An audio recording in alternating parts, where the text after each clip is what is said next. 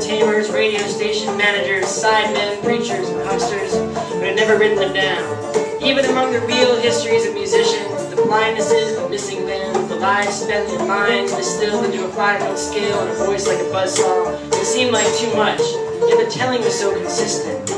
Twin brothers Earl and Orville Spleen, everyone said, were born on a roadside in 1908, the mother leaning against the side of a truck and dropping her kids together into the sand.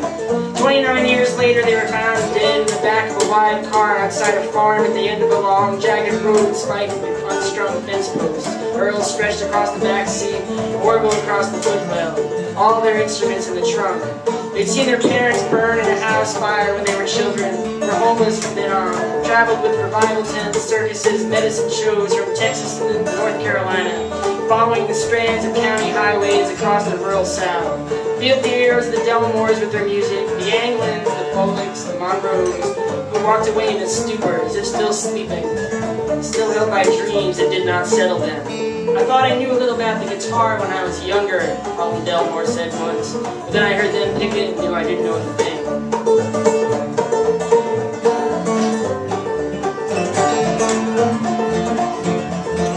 They could play fiddle, guitar, banjo, mandolin, sang in high eerie tenors, rising and falling together, crossing as only brothers' voices can. They do blues, gospel, hymns as sweet as any in church, even rags, a little jazz, whatever people wanted to hear. When they played for themselves, they did fiddle tunes they must have written. Evil little things, Clayton admission said once. Couldn't play a single one of them. Can't forget them either, though. Wish I could. They were like death coming through the keyhole. Music to slaughter animals by. A pharmacist who said he saw them in 1932 told the folklorists how a woman miscarried while hearing them. And that night it rained dead crows.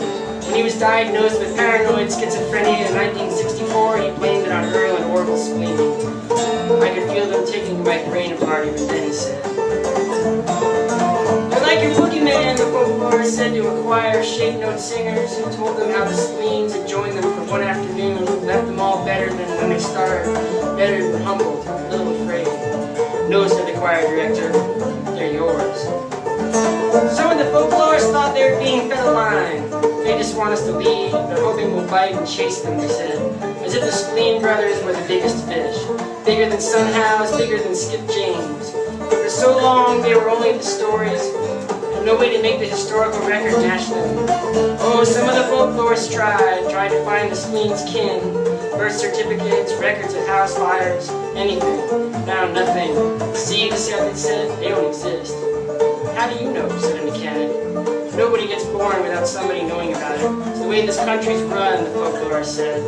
And the mechanic who heard them say that just smiled, shook his head. Coming down here and talking like that, he thought to himself, you have no idea how this country's run. And then there was the story about the folklorists themselves. One of them had tried to capture the sound of Earl and Orville Spleen. Knew they were working with the C.C. Candelabra Circus then, or somewhere in Alabama. Liked to set themselves down, 2 stools, knee to knee, among the animals after they'd gone to sleep. Close their eyes and play until dawn. The story went that it took the man a week of driving around the state, asking after a circus, till he found him at last on the fairgrounds in Marengo County. Drove up while they were just sitting down, waited for hours while they fell into a trance, then turned on his machine. He only got a minute into it before they woke up, destroyed the recording equipment, set the car on fire. The folklorist went into Rebecca's office the next morning, splints on both his legs and his right arm. The smell of horse all around. They beat you up pretty good, the vet said. You're lucky the noise woke up their boss. According to him, they would have killed you, except the boss said he'd fired them if they did. I should go back there and thank him, the folklorist said. No, you shouldn't, the vet said. That never happened, the folklorist said. If it did, we'd know about it. Wouldn't the researcher have said something? Maybe not, a truck driver said. You never know what people won't tell you. When the recording was found in a filing cabinet salvaged from the 2010 flood in Alcorn County, Mississippi. It had come down from Tennessee, a single-pressed 78 label. The owner hadn't even known it was there. The folklorists sent it around among themselves, a queer thing. Not a tune any of them recognized, a tonality that didn't seem southern. Banjo too loud to discern the true notes. The style too modern to be from the 20s or even the 30s, they said. An unspoken agreement among them to talk about everything with the last few seconds. The sounds of violence. It's a fraud, the skeptics said. Someone's trying to make us believe. They said it with such conviction in the daytime, but at night, driving on the interstate, they could not get the brutality out of their heads. Wondered just how much was still hiding from them, waiting for them to get home.